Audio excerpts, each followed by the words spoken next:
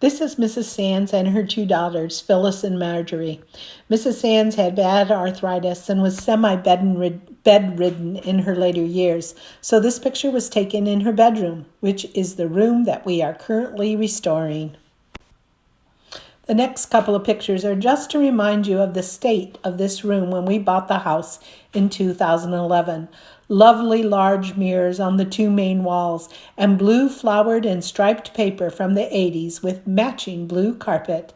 The bathroom had a lovely aqua blue sink and a tub from the 60s that was also carpeted. When we moved the sink, tub, and carpet, we found the original tile underneath, and that was when Mark got the idea of restoring the tile. We also pulled up the toilet to find out why there was plywood underneath it and found there was a hole in the floor that would need to be fixed. So we started contemplating the layout of the bathroom, decided on a shower, started looking for tile, knowing that we were going to have to do something regarding matching. We essentially removed all the plaster in the bathroom and installed drywall specifically made for bathrooms to help with the humidity. There was a lot of scraping glue from the floor, and we thought we had it done, but every time we clean now, the floor looks a little bit better. The next is a video clip of the restored bathroom. We still have a couple of things to do, like light fixtures and a door, but we've come a long way. Okay, this is one of the bathrooms we redid, and I will attach a picture of what this bathroom looked like when we started it. What we did want to do when we came into this bathroom is we wanted to keep this original tile, and we wanted to actually run it through the whole room. So this tile went around because this went around the bathtub, and then we had to kind of match it as well as possible at the top, and we just used a larger subway tile and the bull nose and a blue that matched the original blue tile. Then we actually used the floor, the original floor. Now this original floor had actually been covered with carpet and was glued down to this tile. So we did a lot of scraping to get that off. And then Mark did another very nice seat in the back. So you can sit and wash your feet. And then this is the original tile. It's actually set into cement. There's the original radiator. And it does have the original leaded glass windows still on both sides. But they've done as much sealing as they possibly can to help in the winter.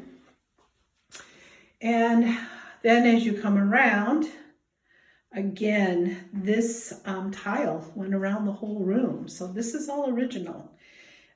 And as you can see, it had some appliances actually put into the tile itself that we are not using. And this was an area right in here where we had to find some blue that came as close as possible to the old blue. So that's why it's a little bit deeper, because that was broken off. And then of course we found a vanity. I believe this one came from Costco. And we haven't completed all of the trim. So we actually have the trim pieces. They're just kind of like building blocks right now. And Pentwater garage sales are wonderful. Like I said, they're in June. Anybody want to make a trip down here to go to the beach and go to the Pentwater garage sales? We actually got this at the Pentwater garage sales for $30. Much better than buying a brand new one. And then our lights, of course, we wanted those to match the rest of the house. So those actually came from Lowe's. So this is the bathroom. And like I said, we tried to keep it as original as possible so it could have that historic effect. Toilet is not original. Got a new toilet. Mark wants to be able to flush. Oh, but we still have our light bulb hanging there, so we need to put up one of our lights. I added this picture for a little humor. This was taken on Easter Sunday. The kids were doing an Easter egg hunt, and somehow Mr. Butters got himself shut in the new shower. So, how many years bad luck do you get when you purposely break 2 mirrors? The mirrors were glass and glued to the plaster, so the only way they were coming down was to break them. If you look closely at the bottom of the picture, you'll see the glass from the mirror on the floor, along with the plaster from the wall. This next picture shows you the walls and the ceiling that need wallpaper removed and minor repairs compared to what has already been accomplished, like taping, mudding, and sanding. And this room was Mrs. Sands' room. Today, this room is in another level of construction.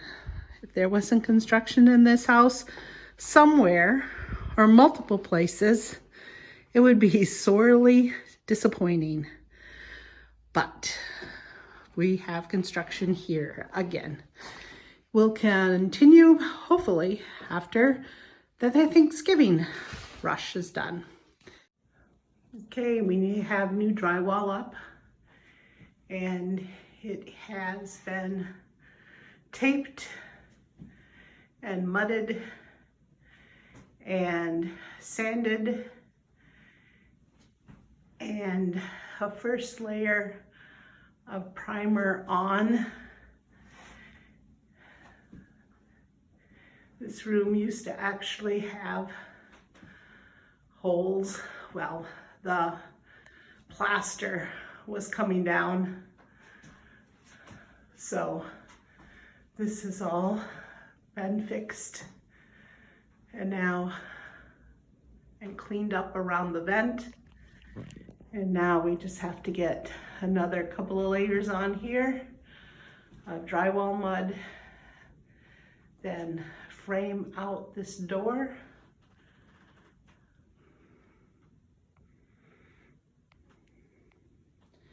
And as you can see, we did some mudding down here also along the edge.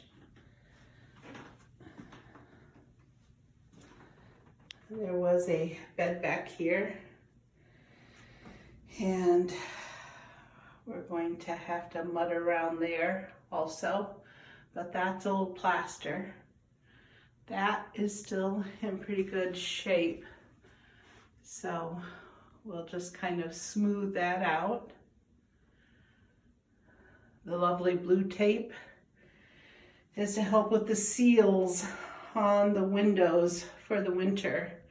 There's a lot of cold air coming in. And did a little bit more sanding on the floor. Anybody that goes through renovations, you've got to appreciate, especially drywall, all of the dust.